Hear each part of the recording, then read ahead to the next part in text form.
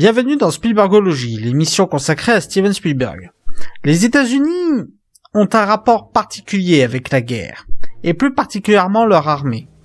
En effet, il est assez compliqué de dénoncer ou de se moquer des problématiques que soulève l'armée américaine sans se ramasser la colère du peuple, surtout concernant les républicains. Et qu'à voir la réputation que se tape Michael Moore pour ses documentaires. Je veux, pour exemple, 2 films ayant quasiment les mêmes thématiques, mais qui ont eu des retours très différents pour cause de leur traitement de l'armée américaine. Mars Attack de Tim Burton et Independence Day de Roland Emmerich. Là où le film de Emmerich glorifie les États-Unis et l'armée américaine dans une attaque alien, en mettant en avant ses valeurs patriotiques, le film de Burton s'en moque et tourne à la parodie ces mêmes valeurs. Eh bien, ça n'a pas loupé.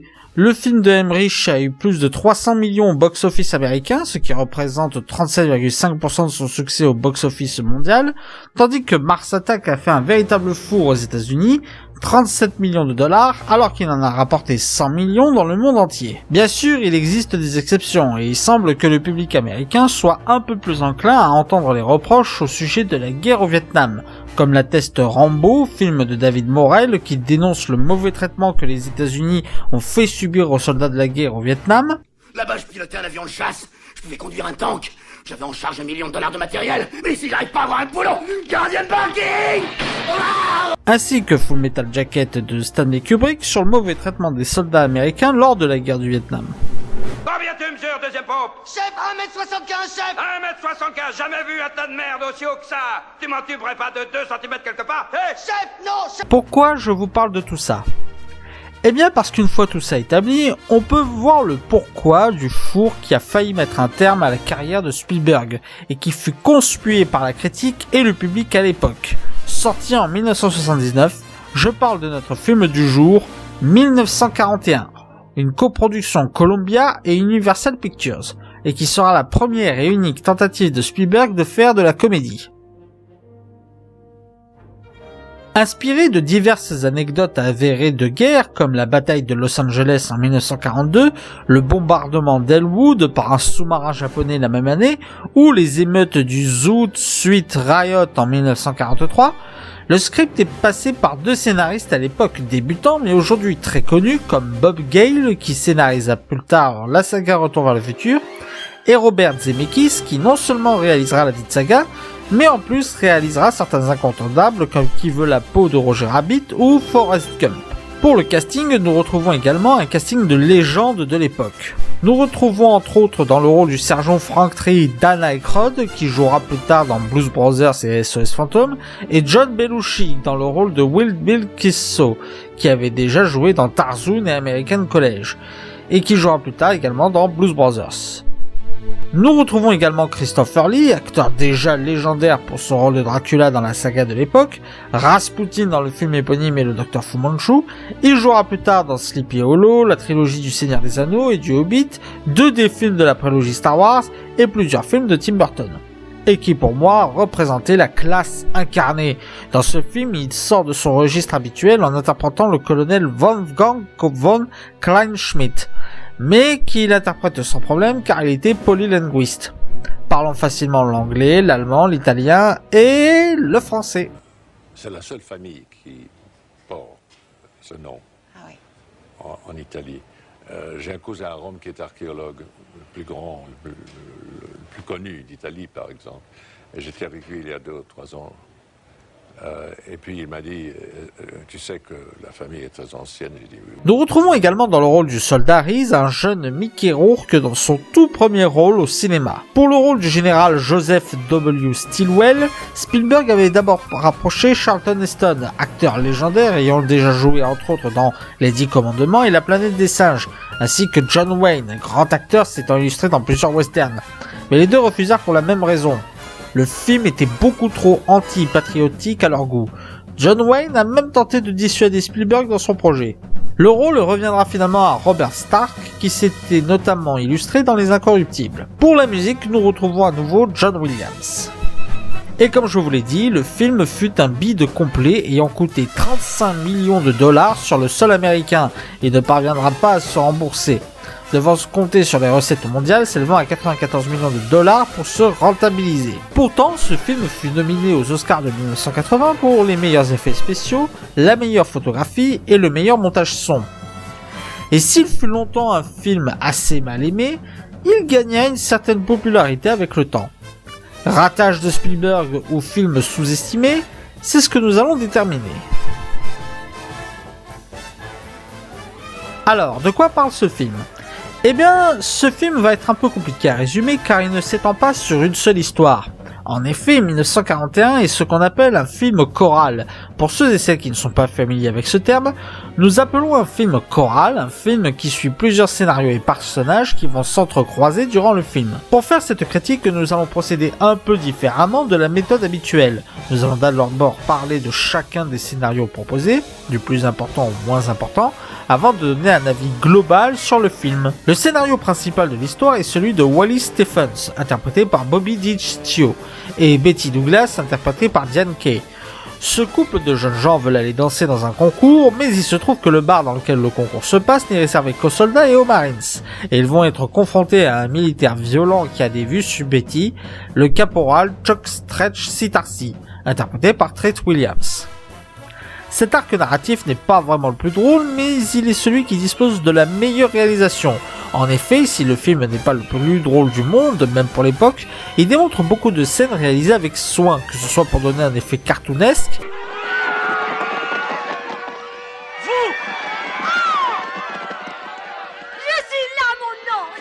ou pour mettre du dynamisme et de la gestion de grandes foules avec la meilleure scène du film.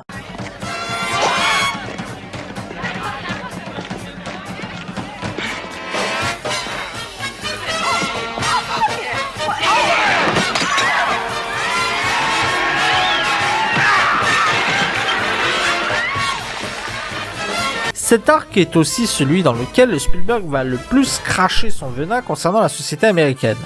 En effet, dans cet arc, Spielberg va délibérément montrer sa colère envers la société de consommation et ses grands produits comme Coca-Cola ou Disney.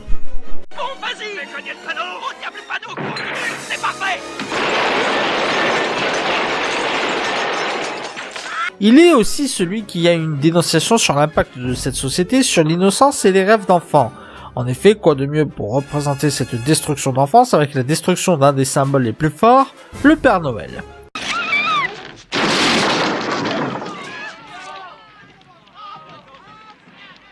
J'ai perdu mon appareil.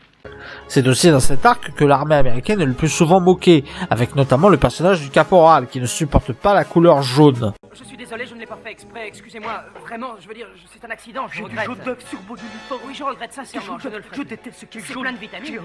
J'ai horreur des œufs à cause du... Et autres décisions débiles que prenne l'armée. J'ai un petit regret sur les personnages principaux de cet arc. En effet, Spielberg avait prévu de parodier la société américaine, vénérant la guerre et la violence. Ça se voit notamment avec la meilleure amie de Betty qui va absolument coucher avec le caporal. Et pourtant, il n'a pas pu s'empêcher de mettre deux personnages qui... sont totalement normaux et n'ont rien de grotesque. Ils sont même un peu trop montrés comme étant des personnes gentilles et qui veulent juste vivre en paix. Ça fait tâche dans le tableau absurde qu'il voulait faire. Le deuxième arc est celui de John Belushi, aka Buffalo Bill Kelso. Un aviateur frappadingue qui veut juste détruire du japonais et qui ne fait que des conneries tellement il est fou. Et... j'ai un problème avec cet arc. Et ce problème, c'est John Belushi.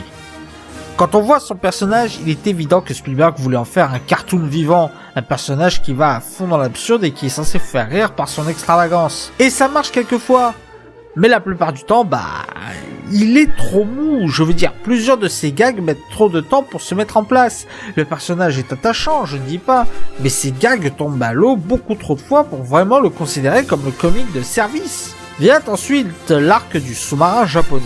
Cet arc est... narrativement parlant, l'un des moins pertinents. Il est juste là pour rajouter des gags. Mais les gags en question sont plutôt très drôles.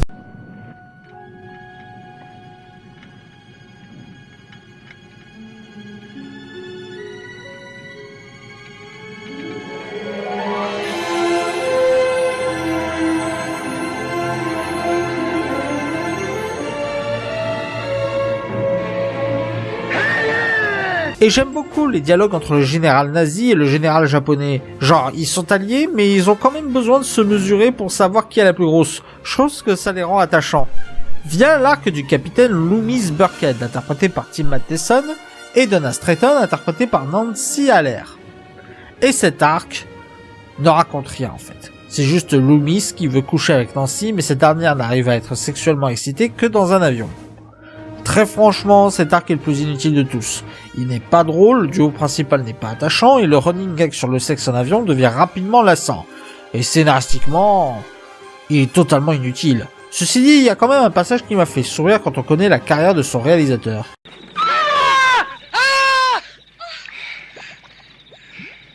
Il y a également quelques mini-arcs comme La Roue, La Maison des Douglas ou le Capitaine Maddox, mais ils sont assez anecdotiques. C'est dommage parce qu'ils contiennent les meilleurs gags. J'espère que le vent va bientôt Est-ce se que lever. tu vas te taire? Ne dis rien, rien du tout, pas un mot.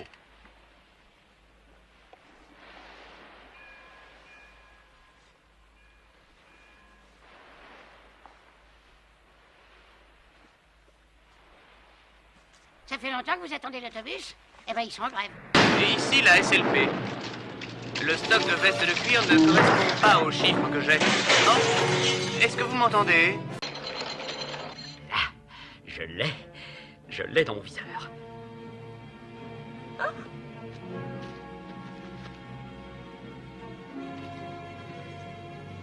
J'ai pas l'impression que tu le touches. Bon, maintenant qu'on a fait le tour, parlons un peu du film en lui-même. Niveau humour, le film reste sympathique. Ce n'est pas à s'écrouler de rire, mais il y a quelques répliques qui vous arracheront un éclat de rire. C'est d'ailleurs par ces dialogues que le film est le plus drôle et non par sa mise en scène. Ce qui est dommage parce que d'accord, niveau esthétique, le film est très réussi. Les décors, les costumes et les scènes de foule sont super bien gérés, et les effets spéciaux, bien qu'ayant vieilli, tiennent encore la route pour un film comme ça. Mais on sent que le film veut faire rire par sa mise en scène, et je vous le cache pas, c'est pas très réussi de ce côté-là. Les scènes sont assez dynamiques pour donner l'effet cartoonesque désiré, et certaines réactions de personnages sont beaucoup trop forcées pour qu'on ne voit pas la facilité gaguesque assez faible. La musique est bizarre. C'est pas qu'elle est mauvaise, loin de là. Les reprises sont très bien faites et les musiques originales restent superbes. Mais elles sont hors sujet. Je m'explique. Le film se veut être dans le comique absurde, limite cartoonesque. Mais la musique semble prendre les événements au sérieux. Et très souvent, ça ne colle pas. Autant il y a des scènes appropriées pour accentuer le comique de la chose.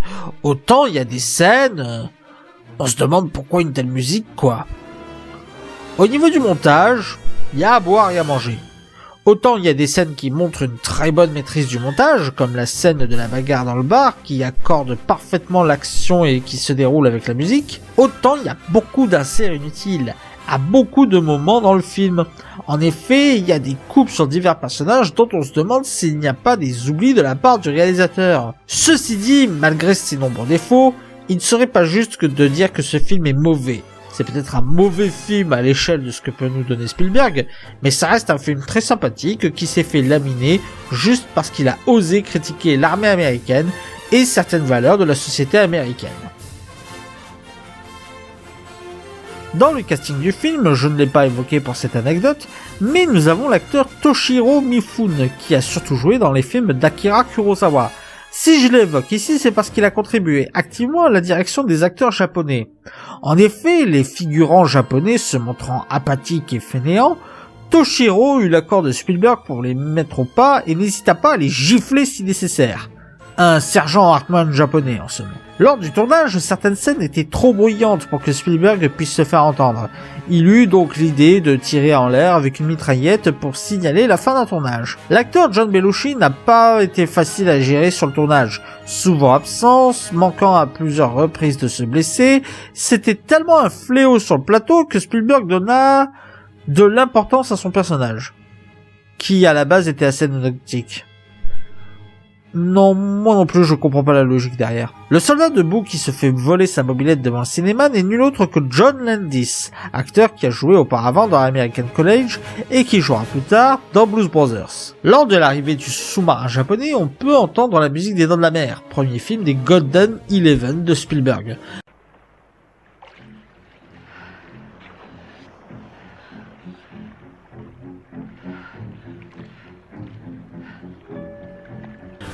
Par ailleurs, 3 acteurs qui jouaient dans Les Dents de la Mer, Suzanne McClenney, Lauren Gary et Murray Hamilton, se trouvent aussi dans ce film. La station-service de la Vallée de la Mort se trouve être la même station-service que l'on peut apercevoir dans Duel, avec l'actrice Lucille Benzen dans le même rôle. Oh mon dieu, cela signifierait que c'est le Spielberg Cinematic Universe ? Non, pas du tout. Mais ce serait cool. Dernière référence pour la route, la musique lors de la scène de Barcar est celle de L'Homme Tranquille de John Ford. Enfin, pour les besoins du film, Spielberg a pris une liberté par rapport à l'histoire. En effet, dans son film, le panneau Hollywoodland se fait détruire par des bombardements au niveau du Land, pour donner Hollywood. Ce qui est faux historiquement parlant, puisque les lettres du Land ont en réalité été retirées en 1949. Malgré son aspect sympathique, le film a failli coûter énormément à Spielberg, jusqu'à sa carrière, et les producteurs ont énormément perdu confiance en lui suite à ce film. Heureusement, le prochain film ne se fera pas attendre pour rehausser tout ça. Dans le prochain épisode, nous parlerons d'un autre film des Golden Eleven, à savoir Les Aventuriers de l'Arche perdue.